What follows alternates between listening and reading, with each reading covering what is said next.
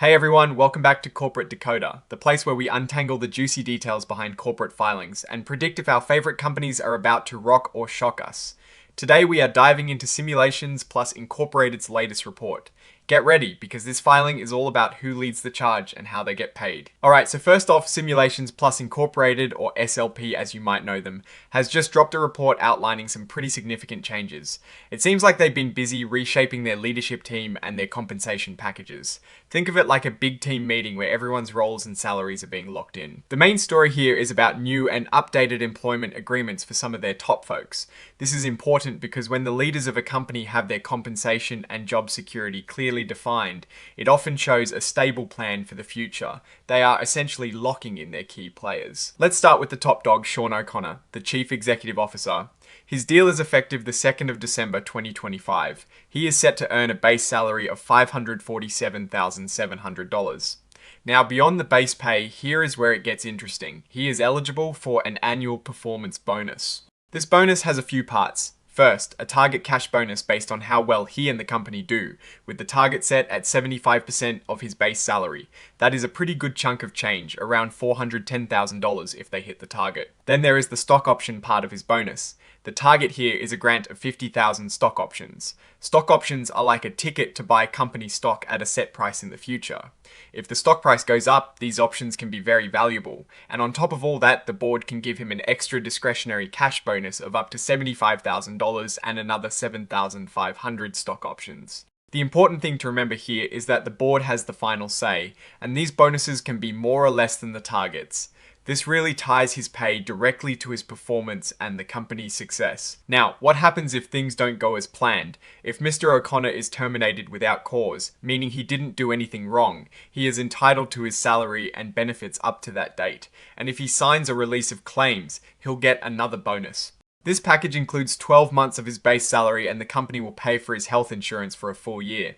This is a pretty standard executive severance package designed to give leaders security and to ensure a smooth transition if leadership changes. This agreement replaces his previous one from September 2023, so it is a refresh of his terms. Next up, we have Will Frederick, the Executive Vice President and Chief Financial Officer. His agreement is also effective the 2nd of December 2025. His annual base salary is $359,100.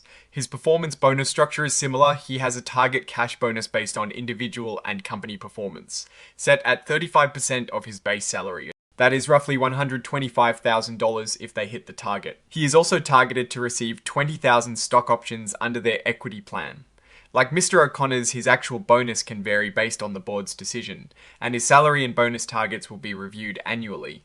And for Mr. Frederick, if he is let go without cause, he also gets 12 months of his base salary and a year of paid COBRA benefits. This agreement updates his previous one from November 2023. Then there is John Dibella, the Chief Revenue Officer. His agreement also kicks off on the 2nd of December 2025 with a base salary of $359,100, the same as Mr. Frederick.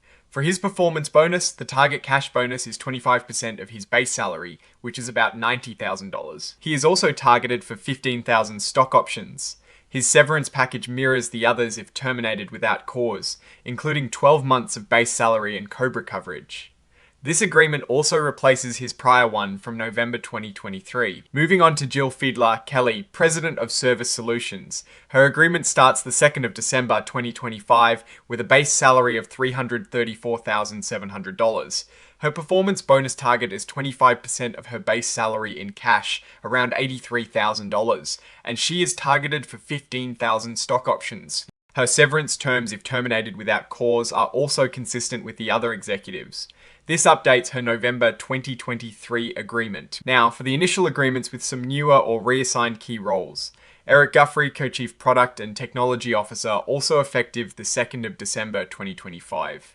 His base salary is $300,600. His performance bonus 25% of his base salary in cash, about $75,000. And he is targeted for 15,000 stock options.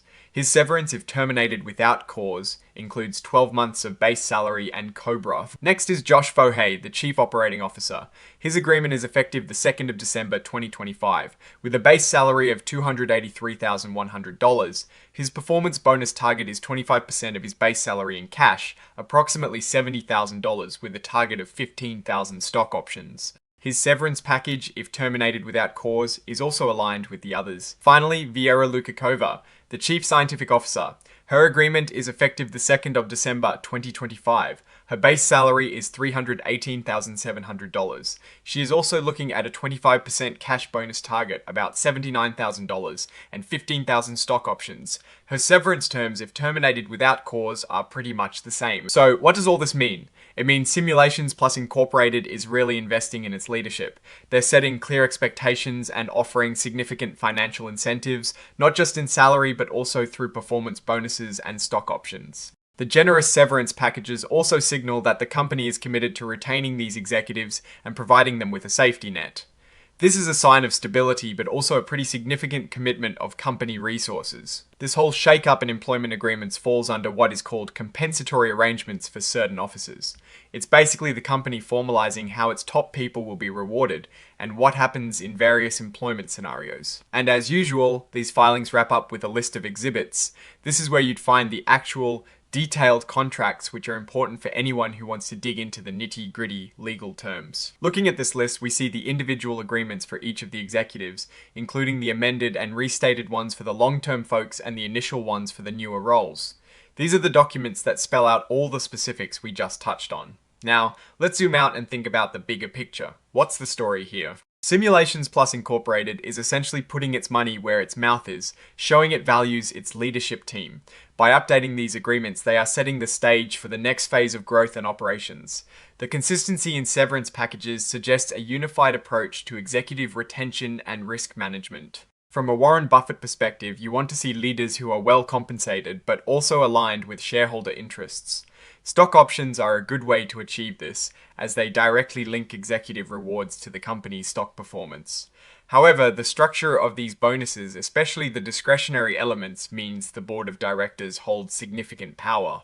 This can be a good thing for agility, but it also means transparency in how these bonuses are awarded is key for outside investors to trust the process. The significant base salaries and bonus potentials are a clear indicator that Simulations Plus is competing for top talent in the software and simulation space.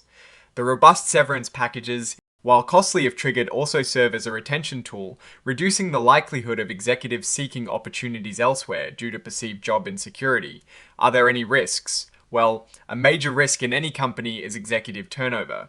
By locking in these leaders with strong contracts, the company mitigates this risk. However, the cost of these packages, especially the severance, could become a burden if the company faces financial difficulties and has to lay off executives. It is a balance between incentivizing and securing leadership and the potential cost of that security. Overall, Simulations Plus Incorporated seems to be taking proactive steps to ensure strong leadership is in place and motivated to drive the company forward. The clarity in these agreements suggests a well-thought-out strategy for executive compensation and retention. Alright, that is our deep dive into Simulations Plus Incorporated's latest executive compensation report. What is your take on these agreements and what they mean for the company's future? Drop your thoughts in the comments below. If you found this breakdown helpful, please hit that like button and subscribe for more decode sessions. And if you want to join a community of fellow corporate explorers, our Discord channel link is in the description. Thanks for watching, and I'll see you in the next one.